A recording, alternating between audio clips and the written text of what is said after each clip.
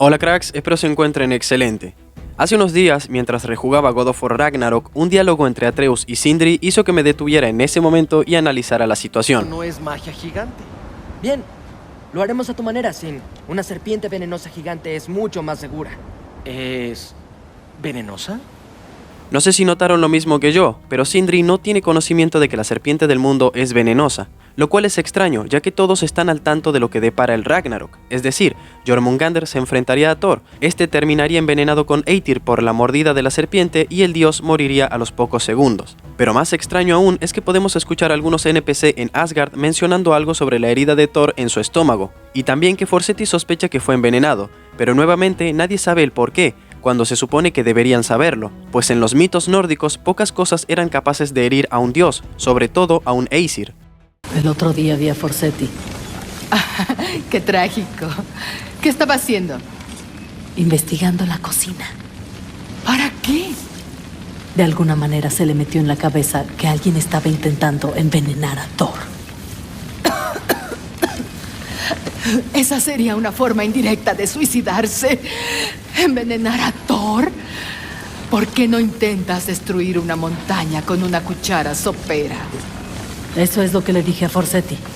Por eso, la primera vez que jugamos nos llamó tanto la atención que nadie más pareciera notar la herida de Thor, y mucho menos preocuparse, como si no les llamara la atención que uno de los Aesirs más fuertes y poderosos no esté sanando una herida tan superficial. Entonces, ¿cómo es esto posible? En primer lugar, sabemos de sobra que Santa Mónica Studios se toma bastantes libertades creativas al integrar la mitología en la saga God of War, pero lo que hicieron con el Eitir es, por mucho, el mayor giro narrativo que yo haya visto, ya que en este universo tal parece que nadie sabe que el Eitir es una sustancia nociva. Nadie sabe que es un veneno que puede debilitar o incluso matar dioses. Ni siquiera Atreus se interesó por eso luego de enterarse que la serpiente del mundo era venenosa, y su veneno era sumamente letal.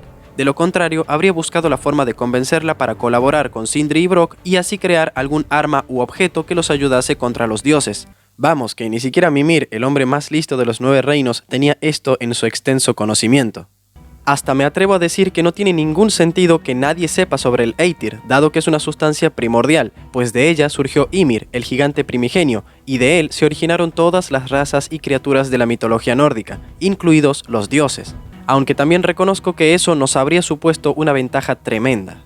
Y me doy cuenta ahora de todo esto porque desde el momento en que apareció ese mensaje en pantalla, Eitir imbuido, estaba claro que la indirecta iba dirigida solo y exclusivamente hacia nosotros, los jugadores. Santa Mónica sabía que la comunidad se daría cuenta de este detalle, y algunos hasta quizá esperaban que en algún momento uno de los personajes también notara esto, pero nunca pasó.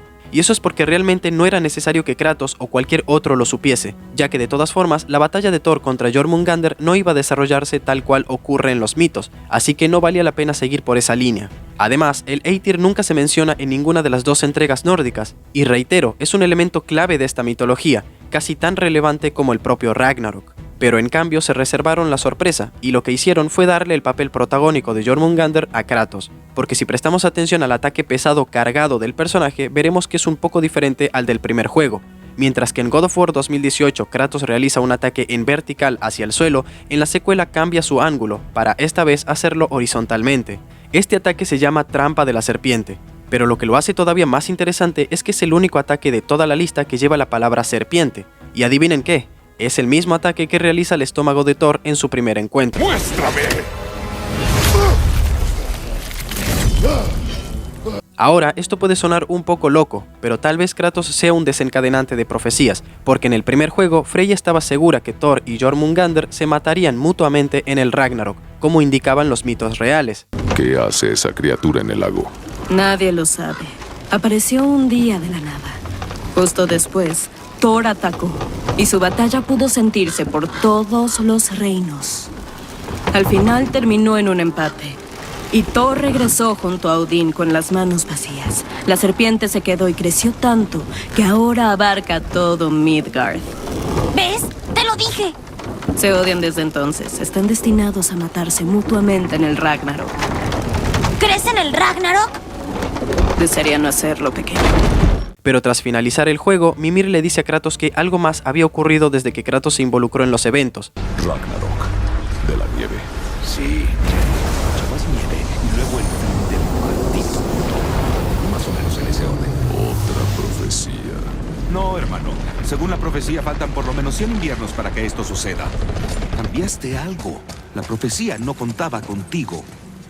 Dicho de otro modo, Kratos es un modificador de profecías, o en todo caso, un generador de nuevas, y esto ocurrirá cada vez que visite alguna mitología, lo cual sería un excelente argumento para explicar por qué los juegos no respetan los relatos históricos de la vida real, pues una vez que Kratos ocupa un rol en ellos, todo tomará un rumbo completamente diferente.